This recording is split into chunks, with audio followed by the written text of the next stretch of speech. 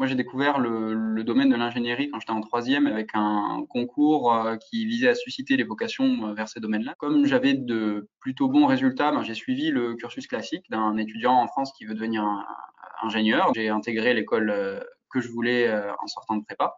Et au bout de 6 mois, je me suis rendu compte que j'avais passé 4 ans à faire de la théorie, beaucoup de théorie, que de la théorie. Et ben, on descendait pas suffisamment dans les ateliers. Je faisais de l'intérim pendant les vacances scolaires entre les 2 semestres. Et puis, je me suis rendu compte que en mettant en œuvre ce que j'avais appris en sciences de gestion de production, ben, on avait réussi à tenir l'objectif de production qui était fixé à 4 jours. On l'avait tenu en 2 jours et demi. Donc, du coup, je me suis dit, ben, c'est ça que je veux faire, en fait. C'est mettre en pratique ce que j'apprends en cours. Et là, j'ai découvert donc l'offre d'apprentissage des arts et métiers en particulier. J'ai été déclaré admissible aux arts et métiers sans trop de difficultés. Il y a eu des entretiens de sélection, des tests pour vérifier que le niveau était cohérent. Cette partie-là n'a pas été trop complexe. Par contre, la vraie sélection qui se fait, c'est le fait de trouver un contrat d'apprentissage. Et le délai pour ça est extrêmement court. Les résultats des admissibilités sont en février. Et les contrats d'apprentissage doivent être trouvés pour la rentrée en septembre. Et il y a un taux de conversion entre ces deux-là qui varie en fonction des années et des structures.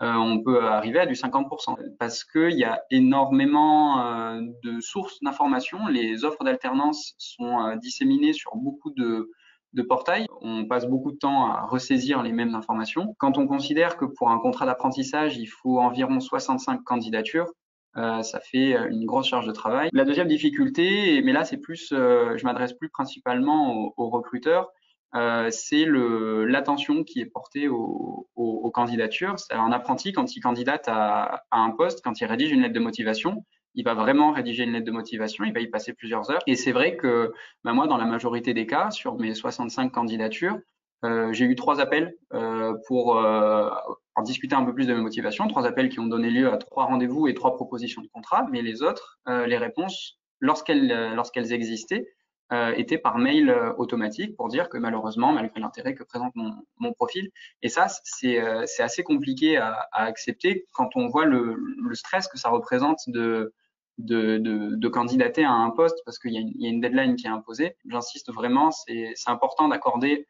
autant d'attention au candidat que le candidat porte d'attention à l'entreprise. Et enfin, le troisième point, et je suis content de voir que l'Opco Atlas a pris en main ce sujet-là, c'est que les offres d'alternance dans des plus petites structures, donc dans des PME ou des ETI, sont extrêmement difficiles à trouver. L'alternance, en tout cas moi quand j'ai cherché mon contrat, n'était pas encore vraiment disponible dans ces petites structures-là, et il n'y avait pas d'annuaire de ces entreprises-là pour qu'on puisse faire des candidatures spontanées, voire se déplacer et motiver la demande. Moi, je le vois dans mon travail, on travaille avec des PME et des ETI, où il pourra apporter un regard novateur sur, en tout cas sur nos domaines à nous, l'industrie, faire part de son point de vue peut-être 20 ans plus jeune que celui de son maître d'apprentissage et de dynamiser un peu la structure. Donc c'est les 3 difficultés, c'était vraiment trouver un endroit où recenser les offres d'apprentissage, candidater et gérer le processus de recrutement et ensuite avoir accès à des petites structures.